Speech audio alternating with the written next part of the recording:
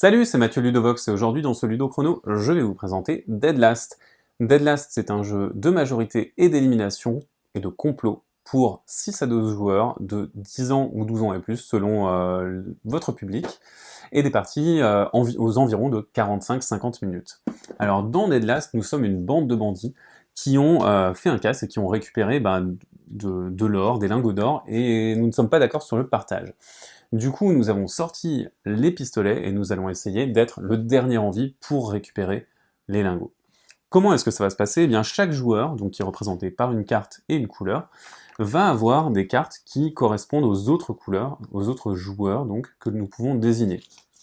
Il suffira alors de choisir une carte, de la placer devant soi pour indiquer que nous avons sélectionné quelqu'un, puis de les retourner en même temps, et celui qui est accusé à la majorité va mourir.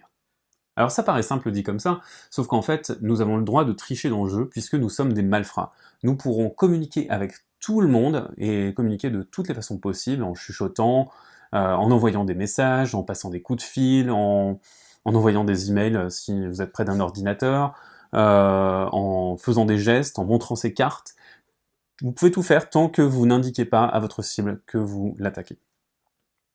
Une fois que tout le monde a choisi sa carte, tous les joueurs révèlent leur carte en même temps, et la personne qui a le plus de votes contre elle, admettons rouge, est assassinée.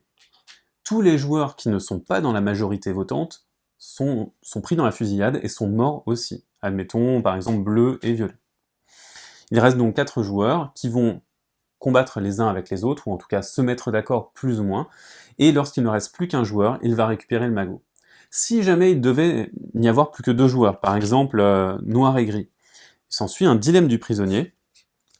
Chacun des joueurs restants va se voir distribuer 3 cartes identiques. Nous avons partagé pour récupérer 2 cartes chacun. Si les 2 joueurs partagent, tout va très bien.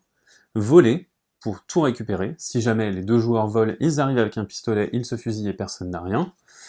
Et sachant que voler va battre le partage puisque vous n'arrivez pas avec votre arme tirée du holster pour partager. Et vous pouvez prendre un des lingots de votre choix avant de vous en aller. Seulement si, de la même manière, si vous avez tous les deux la même idée, eh bien vous allez avoir des problèmes, vous allez mourir tous les deux et ne rien obtenir. Une fois que nous avons réparti le magot, nous plaçons 4 nouvelles cartes de lingots, sachant que ces cartes ont une valeur allant de 3 à 5, et qu'il suffit d'avoir 25 points de victoire pour remporter la partie. Nous allons alors redresser toutes les figures et recommencer une manche jusqu'à ce qu'un vainqueur soit déclaré. Vous savez à peu près tout sur Dead Last, il ne me reste plus qu'à vous souhaiter une excellente fusillade et à bientôt sur Ludovox.